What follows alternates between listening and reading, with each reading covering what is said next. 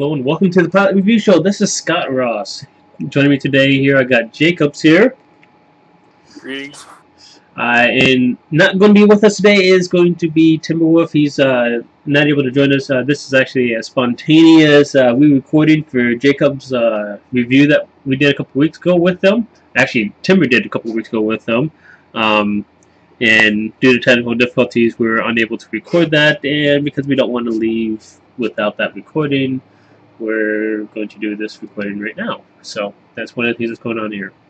So Jacobs here is a tactical officer running a science, the Wells temporal ship, with a beams and torpedo setup, correct? That is correct. So real quick here, Jacobs, what is your end goal? What is the one thing you're trying to do here with us? Well, my initial goal was just to get like about 10k DPS higher, and that's when I submitted my build and video to you guys to see if you guys do something just to raise me just a little bit, because all I really cared about was getting into the 50k channels. Okay, cool. Well, we can definitely help you out. So since the original airing of the show, have you hit that number yet? Oh, yeah, I have. Okay, so obviously this is a little backdated, but you know there might be some stuff that I might catch that Timber did not catch since then. So we'll play it by ear and see what happens, because unfortunately I was not able to be at that one. So we'll see what happens.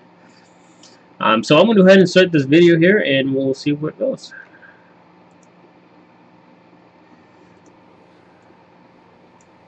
Turn the sound on a little bit at least. Looks like a little lag in this run here.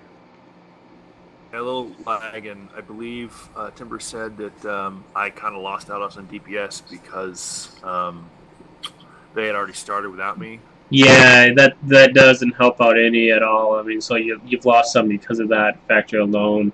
But this is it looks like a pug run, so it is what it is, I guess. Yep. I actually I do a lot of my my runs. They're pug runs. I'm not very big into doing a lot of 30 or 50k people in the same run. Yeah. I feel like it's more helpful just to be in a pug run, because not everybody does the same damage that I do. Yeah, definitely.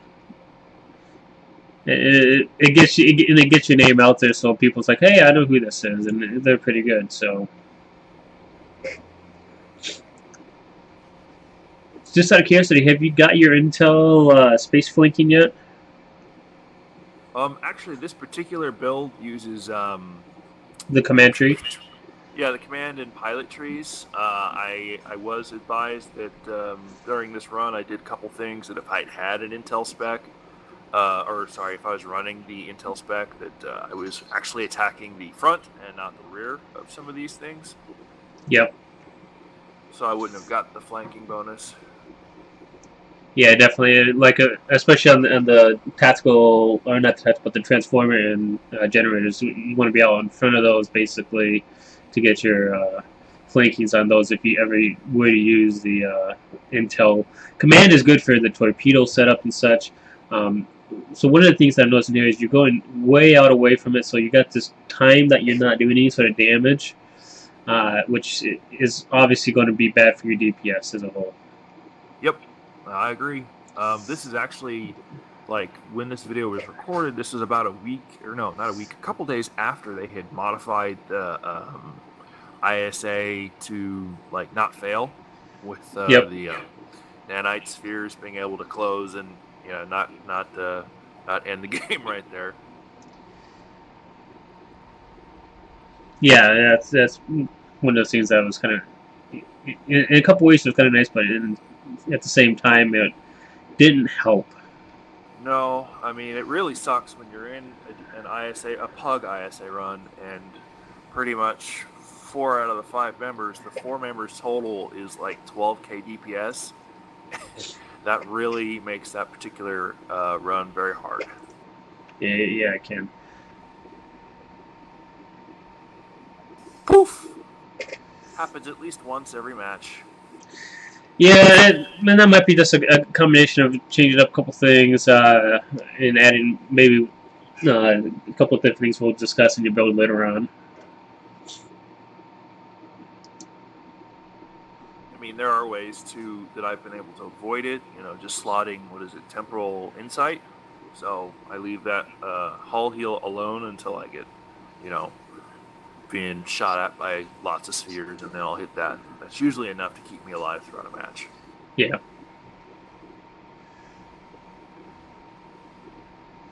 And at this point, I had just remembered that the ISA had changed, so I was like, oh shoot, I got to do something to these spheres. I've since learned how to use my tractor beam to pull those spheres away from the generator. Yep. That's exactly what needs to happen. And a couple other things that you can do here as well, especially when you're running torpedoes, is you can actually be using like a grav well to group them all together. Torpedo like with a high yield, or a torpedo spread with chemosight, and just blow the crap out of them. Now, one of the things I am noticing is that it looks like you did acquire some damage when you blew up, so you typically have enough time. If you pull up you can do repairing that damage before you get back into the action. So Yep. just something to keep in mind. That way you are running at full capacity all the time. Little pre-planning before an ISA goes a long ways. Yes, indeed.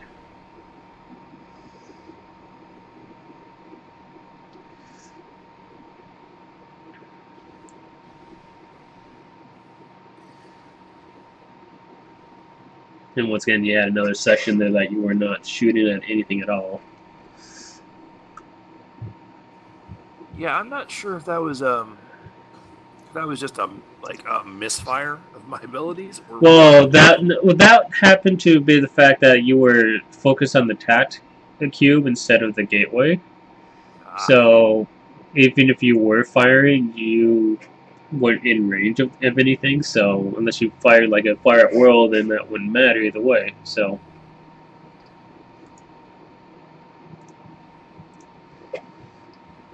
Now, I was told by Timber that I have a very, he calls it a unique way of flying a science ship. Yes. And that is, I essentially fly my science ship like it's an escort, which...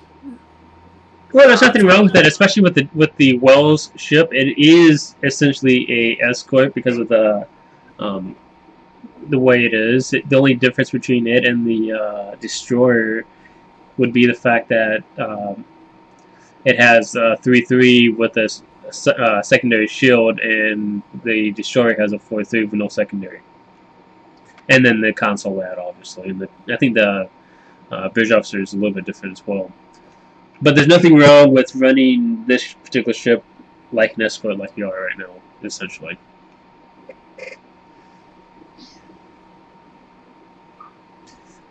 Now, this isn't like... I put this up here because this wasn't like the best run I had done. Wow, that looked a little laggy to me. Yeah, that was a lot laggy.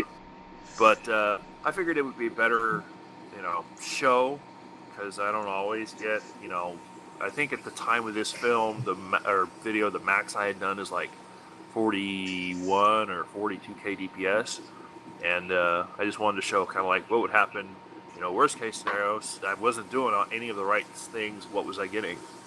Yep. And it looks like that one you did 35k, which isn't bad, even for all the things that I saw. I mean, the biggest things to be doing is to make sure that you're always in range and shooting at things, even if you have it set up so your torpedoes are not being auto launched and whatnot. You can just fire like your beams at the gateway at least. That way, the torpedoes with the longer cooldown, even if you have the officers to reduce the cooldown for torpedoes, you're not launching a torpedo that you want to have ready for the next set of enemies. So that's one of the things that I would recommend there. So don't auto launch torpedoes. Yeah, I would probably have them not on auto launch. That way you can control them a little bit better, because you want to be using either the torpedo spread with a certain torpedo, so that you're not getting it launched like on the plasma one that you have in the aft. Yeah, when the plasma emission, or the particle emission plasma torpedo.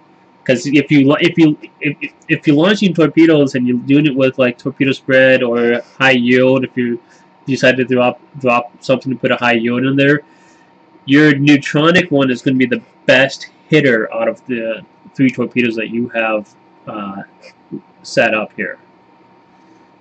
Okay. Yeah. So, a couple things that I would recommend. I would probably use like a tractor beam repulsor 1 versus the 3, and then use for the 3. I would definitely be using like a grav well with that. Okay. The reason for that is you get the grav well, then you get the high yield or torpedo spread. Either one would work, and you launch the neutronics right into that grav well, and it's going to leave a whole lot of damage, especially if you get some crits going on with that neutronic. Boom. So that's one of the things that I would recommend. Let's see. Let's look at your weapons here. So you got experimental plasma up front, Romulan plasma. So you're actually using the Romulan plasma set. It looks like here. At least 2-piece set. It looks like. I think that's all 3. Oh yeah, it is all 3. You got the Romulan hyperplasma. I'm not impressed by the Romulan hyperplasma myself. Me either. I would. It's one of those that you might look at dropping it down to a 2-piece set, and then putting in place of the plasma torpedo, put a bio-enhanced torpedo instead from the set. That might do you a little bit better on that aspect of things. I'll make a build for this after we get done here and kind of go over some things. The other thing that I definitely see deflector, you got the ultra rare goods, so that you get the plus 50, I believe it is, from the exotic damage. Yeah. So I feel like that's a must-have on science ships. It really is. And then instead of the deteriorating secondary deflector, when you added a grav well into that mix, you want to be using the inhibiting secondary shield or secondary deflector. I'm assuming that's for the spike damage for that deflector type, and yes. You probably want me to use the DOF so that it might generate another grav well. There you go. You got it. So those in itself will help increase the amount of damage to give you a free second set of skill with that as well. So that's going to be a huge perk right there for you. Right now, that secondary deflector is pretty much being used for the destabilized resonance beam. The cool part I found, so yes, I'm using the radiation in addition to the destabilized resonance beam and its damage reduction, but the radiation with that deflector actually does crit, whereas the other one doesn't. Yeah, this is true, and that's one of the things that it may or may not get fixed later on down the road. Well, it's one of those things that I have to wait to see what the devs say and what they do with things when they realize, hey, this is critting with one aspect of things, but not with the other. And if it was intended, great. If it wasn't, one of those things. Well, I think they might have done it on purpose, because the inhibiting just to say the inhibiting secondary deflector is a damage over time, whereas the other one is spike damage. It's like wait 4 seconds and bam, here you go, 9,000 damage. Yep. A couple things you might want to look at, especially if you want to help boost those torpedoes up a little bit more, is maybe go with the 2-piece Mako set. Adapted? I think it's just the. I think it was just the regular Mako one that had, it might be the adapted one. There's one of the 2 Mako sets that actually has a torpedo increase that it does with it. So that might be. I'll look at it and I'll figure out which one it is, and I'll get with you outside of this. But there's this one that does a torpedo damage boost that it will do with a 2-piece set. Yeah, that one also has a nifty placate chance that's annoying in PvP. Yeah, for PvP, I mean, that's one of the things you'll have your set that you'll use for like PvE to help increase your PvE setup, and then you have your PvP setup that'll just be annoying to everyone that's around, and that's kind of how you got to play both of those sides of things. Yeah. Because that's really what it comes down to, is you have your PvE setup and you have your PvP setup that you want to be doing so that you can really throw it at them. Using the Thoron Polaron, the advanced one. It's the set. It's the set piece. Okay, that makes sense. One thing you might look at doing is you might look at dropping this this spatial charge launcher. And then you can be looking at dropping another parts gen console in there if you want. They're only going to work on the beams, but it's still going to be an additional boost for you. And I think the spatial charge launcher is not really that great of a console. I've played with it, and even on my best torpedo build that I've got set up so far, it does a meh type result. It's one of those I'd rather launch something else than that. Now, if you really want to have some fun, you might try the isometric charge. Yeah, it's I use that in PvP. It's a nasty, between that and the isokinetic cannon, it's usually a nasty 1-2 kill. Yeah, and it's even pretty decent in PvE when you get it going, because I've seen it do hits up to 250k, and your build might be in that range to really boost it up to those kind of numbers. Let's see. I actually do have a 277,000 isometric charge damage from one of those pug runs. There you go. As my best. Yeah, and if you're hitting that isometric charge as you're near the gateway in the tack cube, especially on the right side, you might be able to hit both the gateway and the tack cube and the same isometric charge, and because they got higher damage, as a result, they'll do higher damage to them and will look that much better. That sounds fun. It's a very lucky shot. I mean, you pretty much got to have like 2 spears and have them all close enough to each other. So it's one of those very luck type shots that you're taking and hoping for. But I have seen it hit 2 spears and then the gateway and the tack cube all in one shot. But it's one of those that was kind of hard to get to replicate. Overall, I mean, your stuff is looking pretty good. You got obviously you got the constriction anchor. If I can talk, that might help for the exotic damage boost that it's doing, right? Yep. If you're there in part gen ICS console, you might find yourself available to drop the tachyonic converter. Honestly, this ship has enough turn and the little bit of crit chance and crit sev that it gives. You might find another console would be a little bit more benefiting, like perhaps even a bio-neural for that extra crit sev ability.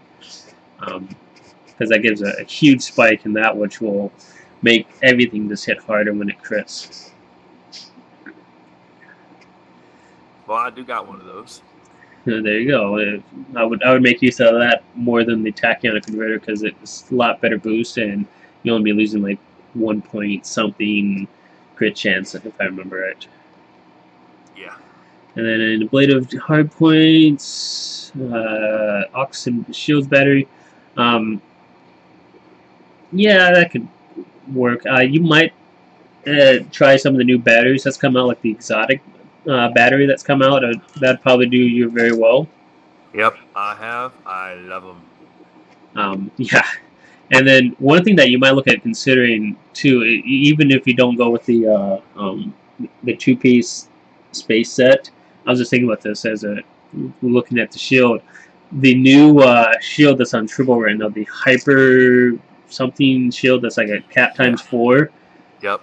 Um, that would be a good one to get, and I would focus on getting one that's got the plasma resistance on it for PvE, especially for ISA or ISA. I mean, so because that's what the board uses, the ISA type charge. So if you use that shield in particular, you'll get a damage boost plus resistance against plasma on the shields. So Yeah. It's a toggle damage boost, but yeah, it's pretty cool. yeah, it's a fun little thing, and I haven't played with it around too heavily, but it's looks very, very promising so far. But yeah, I mean, a couple things I would do with the bridge officers, obviously, just like gravel that help make the torpedoes not have to chase them as far. We got no comment on the feedback pulse? Feedback process, it's one of those things that can do very well. I think it's better for PvP more than PvE, honestly, because the ones that's going to hit hardest, and in like I say runs, is going to actually be the torpedoes that get shot at you. So the feedback process is going to do a whole lot on those. It will do a little bit of damage because of the energy weapons that's used, but it won't be like hitting them with a torpedo type thing. Titan's Rift would probably do just as well there, honestly. Okay, cool. So that's one of those things that I would do. Very particular skill here. It's one of those things that it looks like it's doing your build quite well for what you have set up for it. You might drop a couple of the shield, starship armor reinforcements, and drop it into. You drop a couple into the starship batteries to help out the exotic battery do a little bit longer time on that. You even drop one more into your starship projectile weapon specialization to help that out, or even drop 2 into that, and then drop 3 into the starship batteries and be just fine. You can even leave it at 1 and be just fine, I think, too. Okay, yeah. Because I guess that's only helping my kinetic and physical resistance.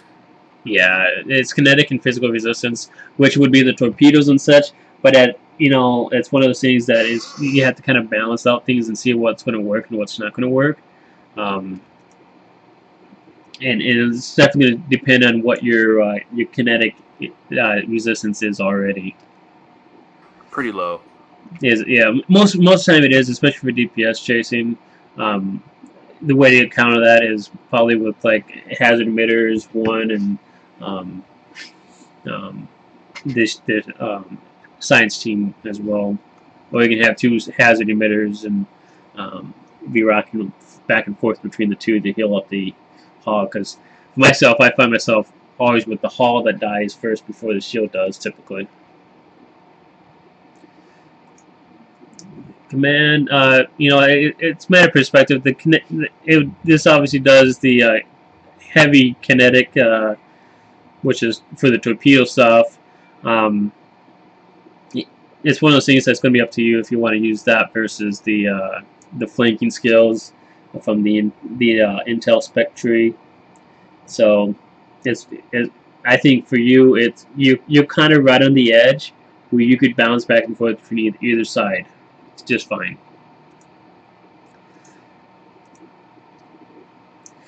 Here's the interesting thing. So you have give your all. And obviously you got the kinetic precision, particle manipulator. So using a lot of the traits from the R&D stuff. It's like curiosity, why aren't you using beam barrage?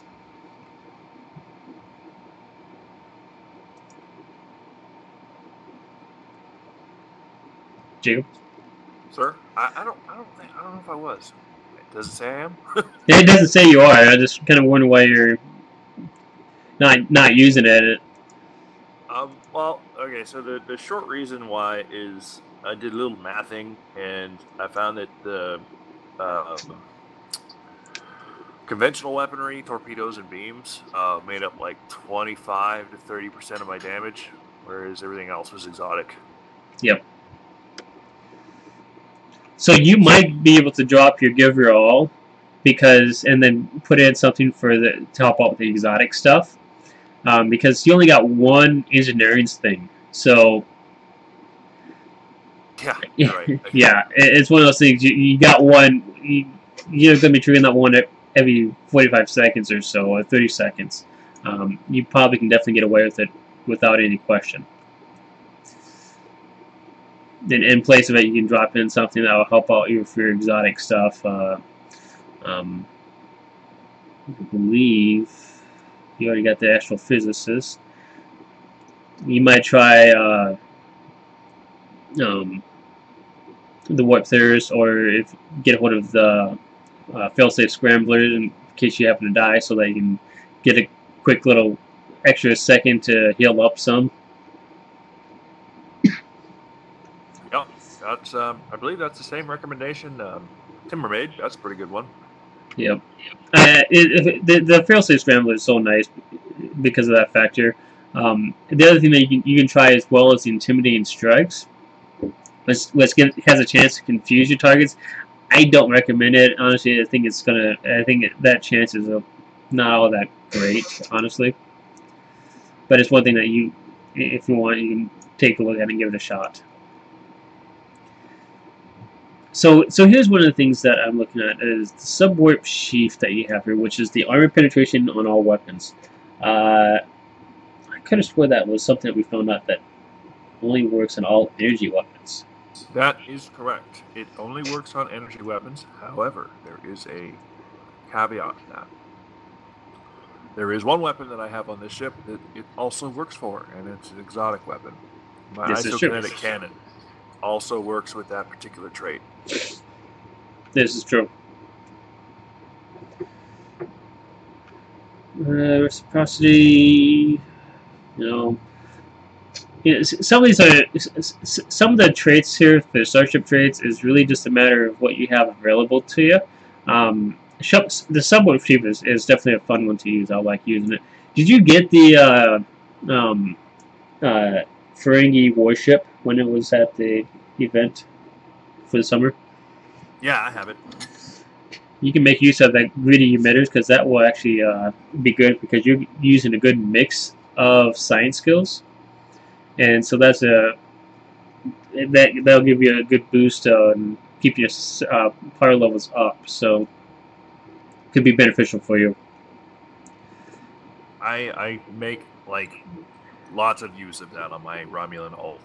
Yeah, so if you use it on this captain here, you probably can make good use out of it as well, in place of like the emitter synergy. I believe is a good one for you. Some use tactical or intelligence bridge officer ability. You gain a small bonus to both exotic damage and shield healing. So yeah, that's a good one to keep. Pedal to the metal. If you're flying full speed the entire way, yes, definitely. All hands on deck. I've actually dropped all hands on deck myself, so that might be one you can replace with the gritty emitters. Oops. Why did you get rid of it? The all hands on deck, because I've been testing out a few things and trying to get some other skills that I was looking at working on. Let's put it this way: I do a lot of experimenting testing, and even after removing it, I still did 102K the other day. So, of course, that was a science ship, or what was that on? That was on a Critum warship. This is the ship I exclusively use anymore. The current DPS favorite. Yeah, it's definitely a huge thing here. A medic Omega kinetic sharing. If you can fit that in there, I think that'll do you very, very well. Honestly. So if I get a 5th trade, or is there something you think I should remove? It's just for kicks and giggles. That's tactical advantage. Base tactical advantage. You can just remove that.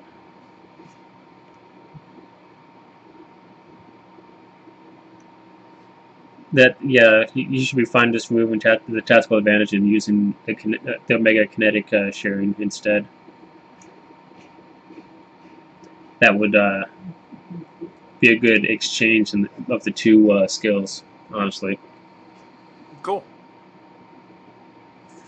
And then if you get a 5th one, you can do like in what is it? The particle generator amplifier. Use that for your 5th because it's got the exotic damage base abilities that can deal extra damage. So that's one that you definitely want to be using for yourself. Cool. And then once you get the Iconian Tier 5, you definitely get the deploy sensor interference platform. And then the spot that I found to be most useful for dropping that is actually on the right side, just as you're heading back towards the gateway in the TAC cube. Drop it right in the middle there, so it kind of gets the attention of the TAC cube gateway in the nanite spheres that's still out and ready to be killed, and it will do a lot of good right there at that spot. Very useful tip. Yeah, that's one of the best spots I found to drop it so far for ISA, because it grabs the attention of a lot of stuff. And this is your notes here. The big thing with the notes here, there's a lot of it's just for the actual ship itself that we don't see during the mission, so that's great, not a problem. It is a lot of good information to help people out with understanding where they are and such. Purple Doves, E-Webs, reduce recharge time of beam attacks because you got only one fire oil, so you definitely need to have that going on there. 1, 2, 5 Doves. So have you not got the 6th one yet? I do, but I throw whatever depending on the situation. Okay. Yeah, so you may be using like one of the projectile cooldowns on that one, and that should be just fine. So that will help make your torpedoes have less of a cooldown. A lot of torpedo builds will actually end up running 2 or 3 of them. So you might even look at dropping one of your development lab science officers and going with 2 of the projectile cooldowns so that you can fire your torpedoes more often. More torpedoes. More torpedoes equals more DPS. And if you don't know, there's a torpedo build that's doing 127k out there. Is that Odinite? Yes, it is. Yeah, if you drop the 3-piece Shrine set, you'll be just fine because that's not doing a whole lot anyways. I was never that impressed by it myself. And one thing you might try slipping in there if you can, there's that TAC console that does radiation damage boost and the photon damage increase for torpedoes. You might try slipping that in if you can. It's a TAC only console, but it could help out with your radiation damage increasing. That might be a great thing to switch for the tachyokinetic converter. Yeah, definitely. It'd be one of those things that you can look at switching in there, and it will do a lot of good right there. Placing plasma consoles with research. So yeah, if you're using a lot of exotic, you can definitely get away with using the Critum exotic particle focusers, and then you can do like a part gen grab gen setup on that. I believe that's the combination that's in there, if I remember right. And you can get away with that quite easily, and it would increase your science skills that much more. Yeah, unfortunately though, those consoles have got a nerf since after I wrote that. So we've had 2 nerfs on the science consoles. Now the Crenum consoles are kind of stuck at 6% stacking instead of 11 or more. And well, I think you remember what happened to the Embassy consoles recently. Yep. Well, both of them got a good solid nerf recently, so. Yeah. I do run 2 of the Crenum consoles anyways now, just because I can. They're fun. Yeah, I mean, I just want to see if you can switch out from time to time and see what happens. So.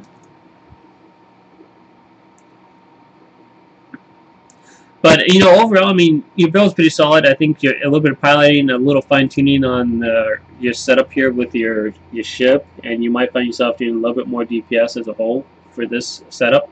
Like I said, I'll create a build here right after we get done here in a couple minutes, and I'll give you that link there so you can take a look at it and do some comparison and stuff. And it should be fairly easy. I mean, most of it is just change down a couple things so you can get some added benefits from your science exotic stuff. Yep. Presently, at least before, as we're looking at it right now, before the gravity well change, this literally was the same build that I went into with PvP. Yeah. Not very strong on heals, but very strong on damage, especially with the destabilized resonance beam. You get in behind somebody and start unloading, and they're pretty much gone.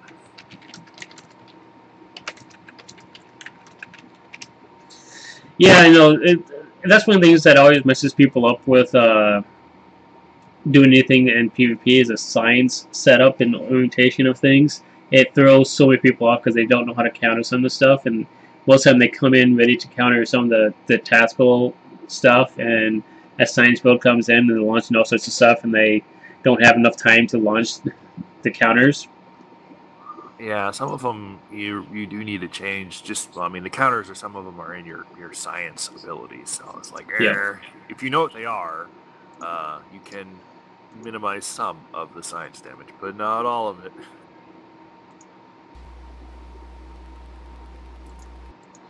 Oh, and did you see on Tribble they were going to change the structural integrity collapse to actually be affected by the damage over time, or is it the debuff? Well, anyways, one of those is not being worked on. It's not working with engineering team, and after this Tribble patch update, it will be. So engineering team will get rid of it. I think it's the dot was what they weren't being able to get rid of. Yeah, that's one of the things I can understand there. But since they changed Aceton Beam, I'm kind of jealous of the engineering captains who can run Aceton 3. As at least on my ship, it shows about 1,000 radiation damage per was it 30 seconds? That's that looks pretty good. That's not bad at all. I didn't take a look at this core. So you got obviously the weapon to shield and weapons to aux setup. So that's the right one that you got there. Perfect. I'm actually kind of playing with the new episode warp core. Yep. I can definitely see that. I can even see using that and switching your weapons over to like a Tetrion weapon. But it's one of those things that you have to kind of play around and see what's going to work best with the new changes.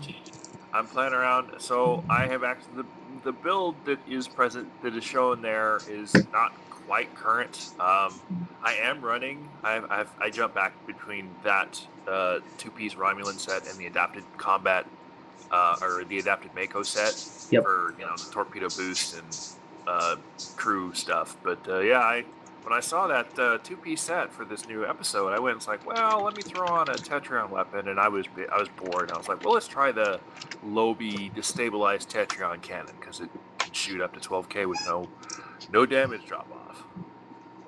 Nice. Yeah, so there's a lot of things coming out, and I think that's going to be kind of one of those things that people's going to play around with and see if it makes enough of a difference to make it all that much more beneficial now.